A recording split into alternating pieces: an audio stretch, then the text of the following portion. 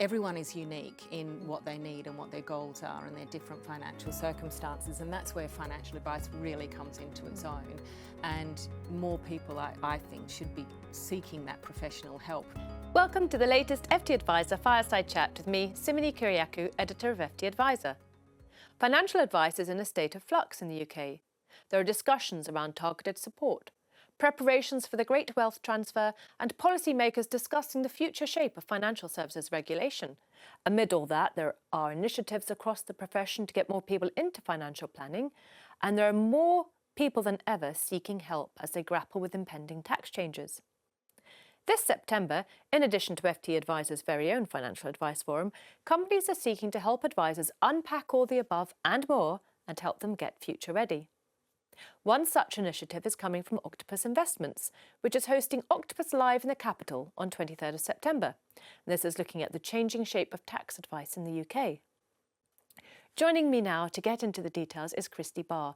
Why Octopus Live in the city and why now? So last year's budget delivered a real shake-up to financial advice and particularly to tax planning, taking pensions out of or putting pensions back into the estate for inheritance tax purposes has really made us rethink everything when it comes to estate and tax planning for a lot of people. And that happens to be something that we specialise in, is talking about estate planning and tax planning and trying to help financial advisors, give them tools and give them strategies that can help their clients. If you couple that with some of the changes that we've seen across the industry and the shape of the industry with consolidation, private equity ownership has sort of changed the face of the financial advice industry. We've got some tools that are going to be really valuable, like AI and technology, that can help advisors become more efficient and help them to then serve more clients in the long run. So you couple all of that, you take the tax changes, regulatory changes, all of those pressures, then you put the great wealth transfer on top of that, where advisors are going to, more people are going to be looking for financial advice and for help. And you've got a huge change across the entire industry. So we've packaged it nice and neatly, calling it the Great Advice Shift. And that's what we're going to focus on, is helping advisors with some tools and strategies that they can take to then help their clients with planning. That's right, because what we're hearing from our advisors is that they're all talking tax right now. Yeah. So why exactly are we all talking tax right now? Well, it's no secret that there's a bit of the UK economy and their finances are in a little bit of a tenuous state, and no one is really sure where or how the government is going to plug that fiscal gap that we have, other than tax. And I think there's one thing that we are all certain of, and tax is going up. It's certainly not going to go down, at least. So more and more people are paying more tax. More people are going to be falling into the inheritance tax trap, for want of a better word. We were already seeing inheritance tax receipts increasing vastly since the announcements in the budget last year. So more and more people are going to need help with that. And as we talked about, and I know, you know, the overused phrase, the great wealth transfer, but as a lot of the wealth moves and shifts either sideways to spouses or down through different generations and different beneficiaries, the need for planning is going to be broader. So more people will need help. They'll need help with a broader range of issues. People have got different goals, different financial objectives, different financial situations. And tax is one of the biggest burdens of that and biggest pressures that people feel. So if we can help with that, with different tax efficient strategies or different ways to help advisors with planning, then that's what we're here to do. Yeah, and tax seems to be something that's now being discussed across all generations, isn't it? Because perhaps the youngest workers in society would just be looking at their pay slips and not necessarily worrying about IHT, but I think it feels like we're all in the same boat now, doesn't it? We are. I mean, we all pay the same tax rates, but as we sort of touched on earlier, everyone is unique in what they need and what their goals are and their different financial circumstances, and that's where financial advice really comes into its own. And more people, I think, should be seeking that professional help, because advisors can look at, you know, whether you're 40, 50, 60 or 70, you've got different needs, and they can help with that, and they can help bring peace of mind to your financial planning, to bring a bit of financial security, whether it's an income tax problem that you have today, a retirement problem or an estate problem later in life. But we need to start planning that earlier, I think, and people should be thinking about that earlier, because as legislation changes and tax increases and all of those things, you don't want to be tripped up later in life for some planning that you did earlier that's no longer suitable when you're retired or looking for estate planning. So. Yeah, sure. And you mentioned people's differences, and obviously we all have different planning needs, but do you feel that there's also a sort of an intergenerational inequality or a societal shift? You know, is that something that advisors can address, or what sort of tools can they use to address that? Yeah, I think they can. I mean, you know, we take the classic, the baby boomers. They're in a very privileged, for want of a better word, position when it comes to home ownership, for example, whereas people in younger generations are really struggling to get on that housing ladder, and that causes difference, whether it's inequalities, it's different needs and different ways, and that's where definitely financial planning can help. And if someone's in their 20s, you know, thinking about, well, actually, could I get some professional advice to help me get onto that property ladder? How do I deal with my parents' estate when the time comes, and how can I think about that now, to start thinking about how to make best use of that?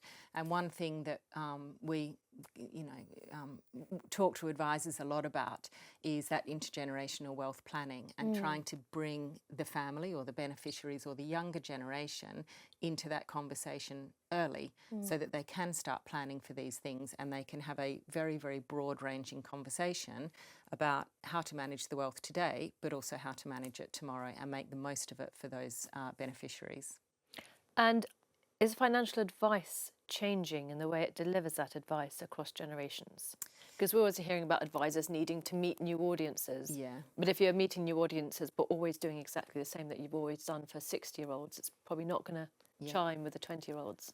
So I don't know if the way that advice is given needs to change. What I think, so we saw, you know, we all thought robo-advice was touted as being the great disruptor, right? That never happened, because ultimately people like dealing with people, and people want to build a trusted relationship with someone, with their professional connections and their professional advisors, and I don't think that's going to change.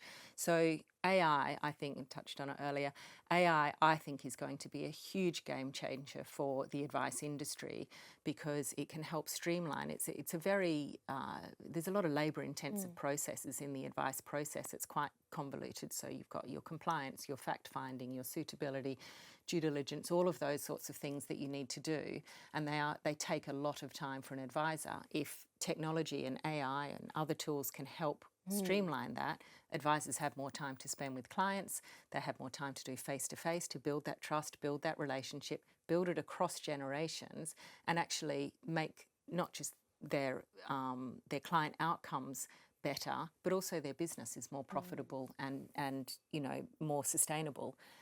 They'll have a bigger client base, they'll have more efficiencies, and so it really helps everyone. So the way that advice is given won't necessarily change, but the way an advice business could be structured and become more efficient could change. And then you touched on approaching new audiences. Yes. And that, again, it goes back to the wealth transfer. You said it earlier about more and more people are talking about tax, are concerned about tax. There should be just such a huge opportunity for financial advisors to help more and more people across a broader range, across generations. You know, it used to be you didn't really get a financial advisor till you were 60. You didn't need one until you were thinking about your retirement. Now you need to think about it in your 30s, 20s, 40s, whatever that may be, because everyone has a tax problem. So yeah, I think that will definitely, and advisors should be thinking about how they structure their business to become more efficient, more agile and nimble, to adapt to, you know, new technology or other things that can help them, so that they can reach that broader audience and provide specialist expertise to more and more people. Yeah, I mean, there's a challenge and an opportunity in that as well. What other sort of challenges and opportunities might we be hearing about at the conference in a few weeks' time? We've probably summed quite a few of them up. There's, I mean, you know, one thing I think us as an industry, we always need to be prepared for is just change and helping people through change. So there's always going to be regulation, legislation, people's personal circumstances change, technology and everything is always changing. And so how can we best equip ourselves and therefore then help our clients to adapt to that change and to get that peace of mind that no matter what changes, their plan can give them financial security, that things don't need to sort of be ripped up and started again. And the pension changes have put a little bit of that in the spotlight. And we've had to do a huge rethink of kind of some of the tried and tested planning methodologies or planning applications. But ultimately, it hasn't changed what a financial advisor is there to do. So I think all of these are challenges, but at the same time, as you said, they're also opportunities for advisors to become more efficient, to grow their business, to help more people. So we're going to try and cover all of those things at Octopus in Octopus Live. I think there's enough, isn't there? Kristy, I'm really looking forward to coming along on the 23rd of September. And thank you too. There's always so much to unpack with the incoming tax changes, and the ones we know about and the ones that might surprise us in the upcoming budget. But thank you all for watching, and if I don't see you at Octopus Live, I hope to see you on the 25th of September for the FTA Financial Advice Forum. In any case, until next time, please take care.